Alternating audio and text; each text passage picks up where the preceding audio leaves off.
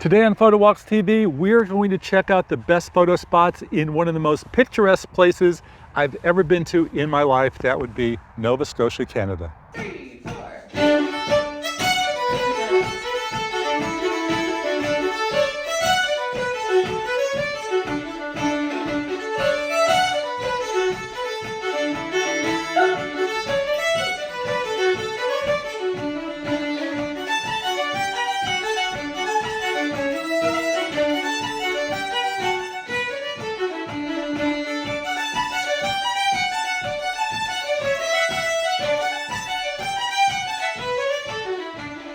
Here we are in Nova Scotia, beginning our journey in the little small town of Yarmouth on the southern end of the peninsula. We are going to go all the way around. Yarmouth, best known for a working waterfront, some great old buildings here, and my big interest, the second most photographed lighthouse in Nova Scotia. Before we go there, and we'll go there in 1 second, stay tuned, I want to tell you about what we're going to see on today's PhotowalksTV adventure. The Canadian maritime province of Nova Scotia is near Maine in the northeast with a population of just under 1 million. There's only one big city, Halifax, and a whole lot of small towns. Photographing and visiting Nova Scotia is cool seaside fishing villages, great lighthouses, and as many as over 150 of them. Super colorful homes and storefronts, the likes of which you're not going to see elsewhere. And so much music stemming back to the Scottish and French roots of the initial immigrants. It has so much to offer with its beaches and like food and the seafood, the fresh seafood, and there's just a lot to offer, and the people are amazing. We're very friendly and very welcoming. I'm running around Nova Scotia with one of those new iPhone 15 Pro Max cameras. That's the one with the bigger telephoto lens, and USB-C on the bottom lets you plug in hard drives, thumb drives, that sort of stuff. I'm also using a Samsung Galaxy S23, a GoPro, and my trusty drone. Now on this episode, we have just taken the ferry from Maine to Yarmouth on the south side of the peninsula, and we're going to road trip it all the way to the north to magical Cape Breton, which has the best views and biggest concentration of fiddle music. Along the way, you're going to see wild colors in the fishing towns of Mahone Bay, Lunenburg, and Peggy's Cove, where you're going to see a certain lighthouse that is synonymous with Canada. But first, Yarmouth, and our time here is short. The downtown has seen better days with way too many storefronts for lease, but you can't help notice these really cool, ultra-colorful Victorians. And then there's the ride to Cape Breton Lighthouse. And you pass so many salty dog seaside shanties on the side of the road. It was one of my favorite drives. We go to the lighthouse at least once a week to watch the either sunrise or sunset. And everyone that visits us, that's the first place we take them because it's so beautiful. I think it's just how it's situated. It's situated where when you pull up, it's up on a hill and it looks so majestic that you just see the lighthouse and sky. And it just reminds you like how small we are. It has a cool design. I won't ruin it for you, but it's called a apple core design, and you'll see when you get there why. Now, our first photo tip, and we'll get this out of the way right now. Shots of a lighthouse are always more impressive when you step back. Being right in front ain't gonna help you. From Yarmouth, we went through a whole bunch of small towns, and the ones we loved the most were about 2 hours up the road. Don't miss them. Mahone Bay and Lunenburg, small town charm, cafes, shops, boats, and may I mention, those wild maritime colors.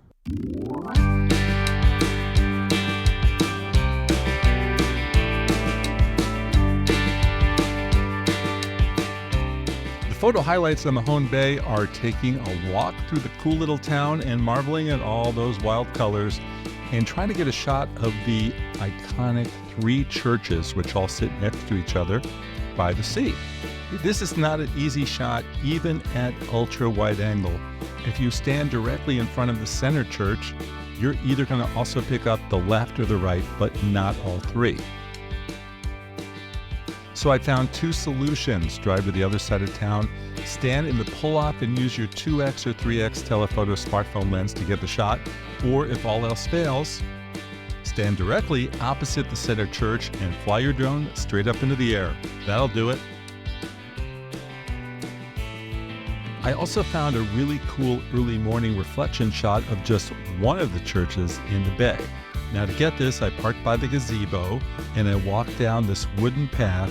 I kept going until I could get the reflection just right. I had to keep going further. I moved up onto the rocks and then I turned back. Yes.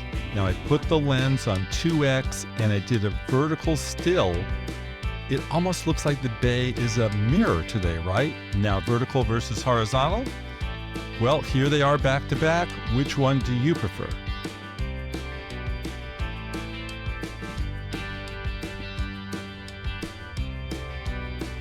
But 15 minutes up the road, you will find the most colorful of the South Shore Nova Scotia fishing villages, Lunenburg, a tiny town that has been designated as a UNESCO World Heritage Site for its brilliance. 70% of the original colonial buildings from the 18th and 19th centuries continue to greet visitors with their colorful facades. Yellow, red, green, purple, you name it. The old town is everything you might expect, from horse-drawn carriage rides to colorful shops and restaurants overlooking the water. Now, for that iconic photo of the waterfront, you wouldn't believe how easy it is to find your spot. Just type Lunenburg photo spot into Google and it will take you directly there to an overlook on the side of town, right by the Kalido art glass shop. I picked up a morning time-lapse here and then returned for sunset, this time climbing into the marsh of the bay for a closer shot. And I didn't get wet either. And in case you're wondering, what's the deal with all the wild colors? Well, there's a reason for it, as the local Rick Bain told us all about at his art studio. It's the Maritimes. The Maritimes have always been bright and colorful, from Nova Scotia to Newfoundland. Anytime you go to these places, you'll see the bright houses. And the idea of the bright houses goes back to the 18th century, is that the sailing ships coming home would see the bright houses through the fog or something, and that's how they get home to see where their port is.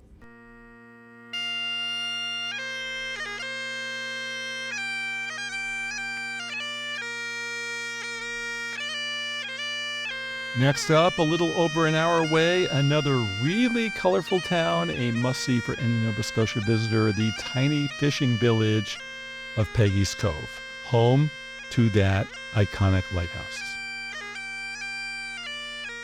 Well, the lighthouse was built many moons ago, and it actually operated as a post office for its first, I think, 100 years or so.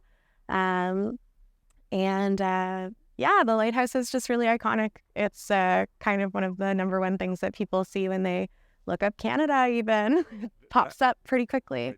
And my best photo tip, and stop if you heard this one before, is get here early, get here late. Particularly get here early. The buses in the busy months of May to October, they dump hundreds and hundreds and hundreds of people all day long, pretty much from 10 o'clock till 3. So if you can get here before them, you'll have a shot without crowds in them. And of course, you'll just enjoy the experience a lot more. Sunset gets a few more people, but not as many as middays. Ironically, despite being arguably the most popular tourist spot in Nova Scotia, would you believe that less than 30 people actually live here on a full-time basis? And we met up with one of them, our Airbnb landlady, whose family owns the local restaurant. Nicole. I so wanted to meet somebody who lived, one of the 30 people that live in Peggy's Cove. You're one of them, right? Okay, so the first question is, do you know the other 29? I do. Can you name them?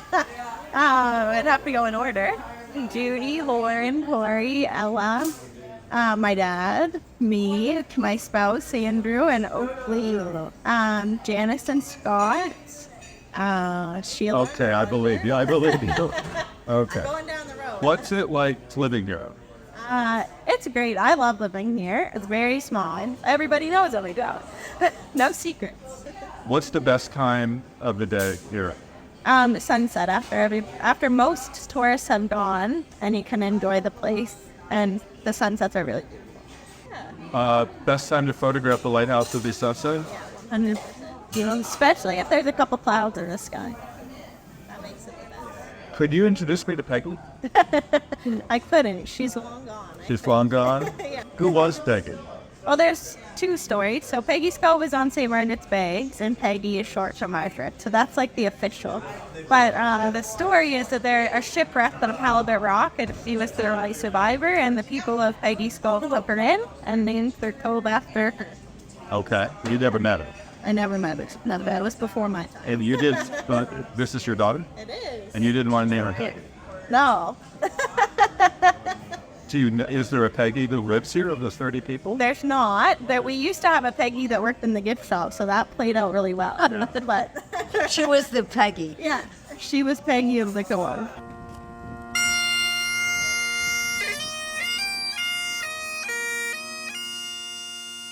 Well, this is Nova Scotia, and that's Latin for New Scotland.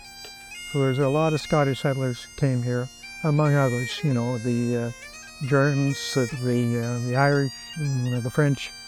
So we're a multicultural province, but there's a lot of Scottish influence here, for sure. And it's just all between the bagpipes and the fiddles. That's Nova Scotia, and the music. There's a lot of music here in the province. It's quite a few. This is the most popular. This is, yeah. It is. Why is this the most popular? I don't know. Just the setting. It's accessible. Perhaps some lighthouses are too difficult to get to. They're out on headlands that you can't really get to. But this has been a draw for a long time. The fishing village here is a real fishing village, and that's part of the ambience here. It makes it a special spot. Okay. You've seen photographers taking pictures all over the place. Where do you think you actually get the best shot of the lighthouse? Oh, I don't know. Almost anywhere. Well, let me help you with that as I photograph the lighthouse from every conceivable angle. Now, the tourist folks suggested the overlook to the right of Peggy's Point, and that indeed was a winner. That's where I did my morning time lapse in a night shot on the iPhone that turned out really well. If you're new to night mode, you need to have the phone on a tripod, and if you're in the dark like I was, night mode will kick in automatically. You will need to adjust the settings from auto to max and keep the shutter open for a 30-second equivalent. Beyond the overlook, many also like walking out onto the rocks and going to the left of her for a different angle. One really popular shot is getting the reflection of Peggy's Point in a puddle, and that could be had by climbing down into the rocks, which I did, but be sure to be careful. They can be slippery, and if the waves are crashing, they can get you and pull you right in. Folks definitely do take tumbles occasionally around here, so be safe, watch where you're going, be aware of other people's bodies in the crowd, because some days, like you said, 9 to 3, a lot of folks from the cruise ships and the tour buses that are guided come down, and folks that have never been here before, which is great. We're happy to have you. Just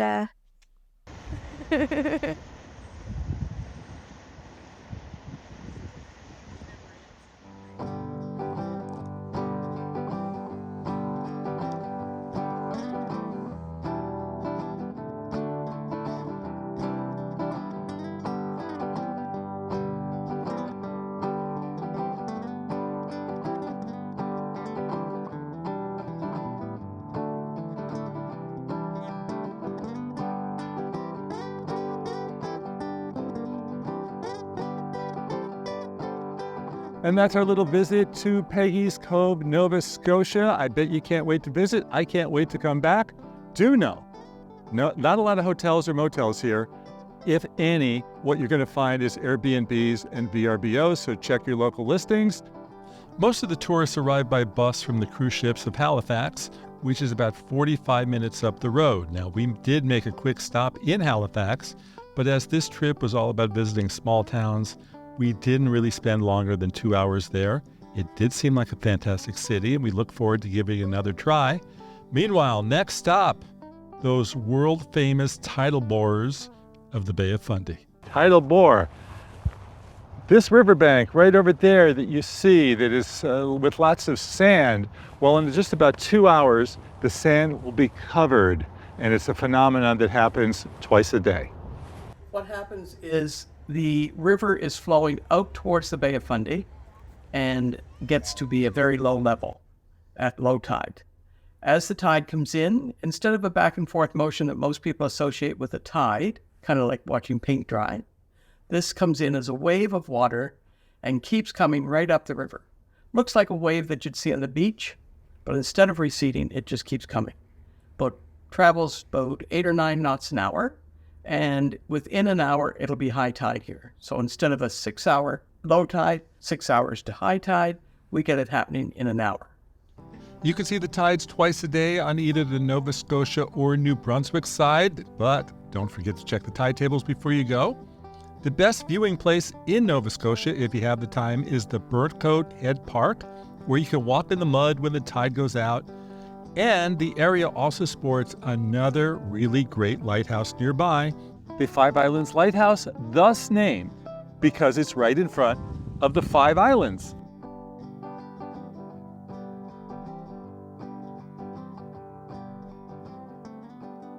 We knew we were headed to a different side of Nova Scotia when we got to the Welcome to Cape Breton sign.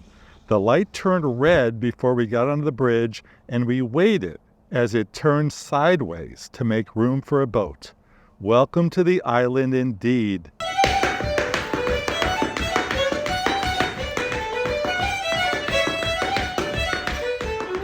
We started in Baddeck, where music takes up such a big part of the little resort town, which features cute shops and bakeries and waterfront activities.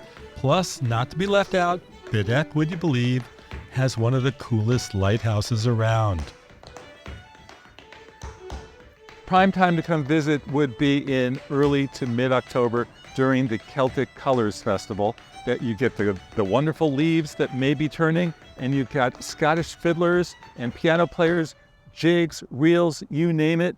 And you can hear them at pubs, you can hear them at concert halls, you could hear them at little community centers like this in what's called a ceilidh. And we're going to come back here tonight and check out the ceilidh. Mark your calendar. Ceilidh is actually just a gathering, and it doesn't have to be large gathering like this. Ceilidh can be a small gathering. It can just be a gathering amongst a group of friends, like 6 or 7 friends. There's usually music, there's usually food, there's usually storytelling, but it's just a get-together. It can be as simple as a tea in the afternoon. Yeah, but it's something that's unique to this area down here, and you just can't get enough of it once you've experienced it.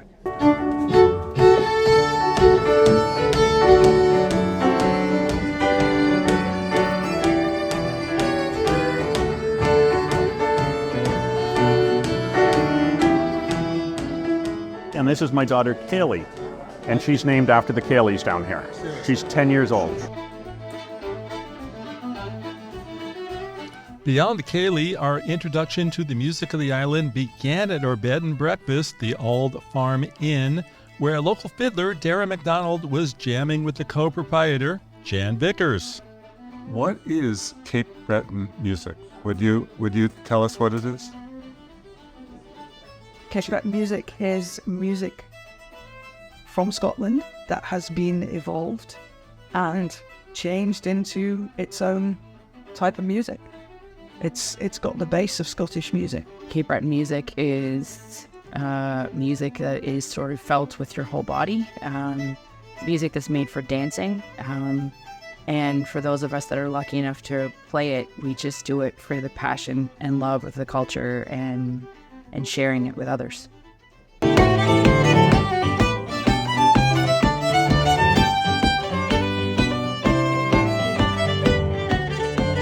It's roughly 10:30, 10:45 a.m. right now, ish. Yeah. And last night, nice call. Yeah. Last night you played till 3:30 in the morning. I played till 3. Yeah, and then I had to drive someone home and got back about 3:30. Yep. Okay. And is that unusual that a musician will play till 3:30 in the morning here on this little island? No, not even a little bit. No. We play. Most places you play till midnight. So if you go to the Red Shoe, you play till 11 o'clock. If you go to Governor's, you'll play till 11 o'clock. Some places are 2 to 6, but like if you're playing at night, it's usually till 11 or 12 o'clock. And then, but Celtic Colours is a little bit different. Festival Club goes till 3 a.m. every day. So I happened to be at a festival called last night and closed out the show with a couple other amazing fiddlers. And so, yeah, got back here about 3:30 this morning. My photo assignment for myself here was to capture the mood and the feel, as well as the joy of the traditional music and the people playing it. Not a bad gig, right?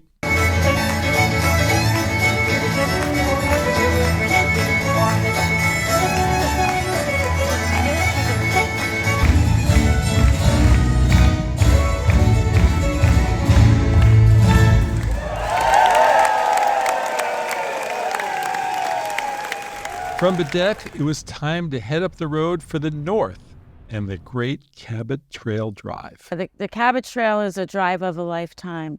So that's what brought me here, is the scenic views and the excellent park. We have a Cape Breton Highlands National Park is outstanding. So you have a lot of space and you have a lot of beauty, natural beauty, and there's a lot to do if you're into the outdoors adventures. Okay. The fun of the Cabot Trail is exploring both with hikes on trails and just back roads. You will see the famous Nova Scotia colors here and fall leaves if you're lucky. Now have fun snapping waterfalls and roadside shots. Be sure to pull over and say hi to the many artisans on the trail. Barbara Longva's custom hats at So Inclined are worth a look. She even made one for Elton John. Up the road, stop and see glass blown at the Artisans Gallery. Red, so it will look like it's a red piece from now on. Candle burner, yeah.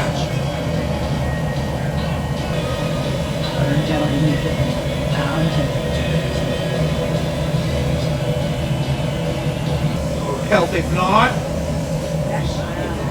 A little Celtic knot in there. Picture of that. Sorry.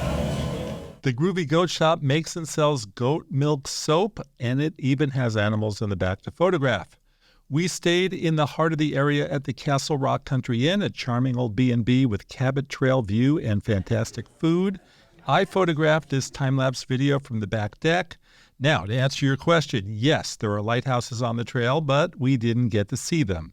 We'll have to catch them next year when we return. We can't wait.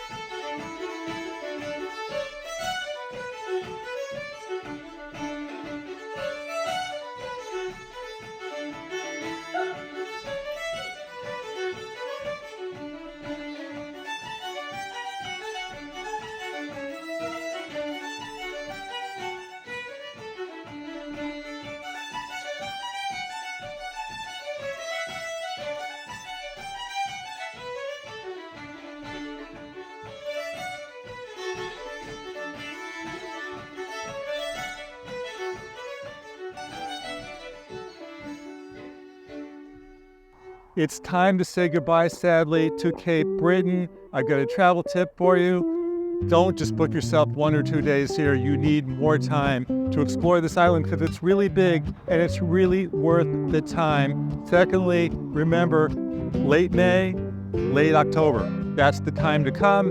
The rest of the year, the island is pretty closed up, pretty much, but Celtic colors in mid to late October would be the prime time. Wonderful music festival, and the colors are great, and there's not as many people here. I'm Jefferson Graham. This is PhotowalksTV. If you haven't already, please do me a favor and subscribe, like, share, comment, and stay tuned. We are currently in the Northeast, and we are still traveling, so I'll see you on the next Photo Walk, everyone. Bye-bye.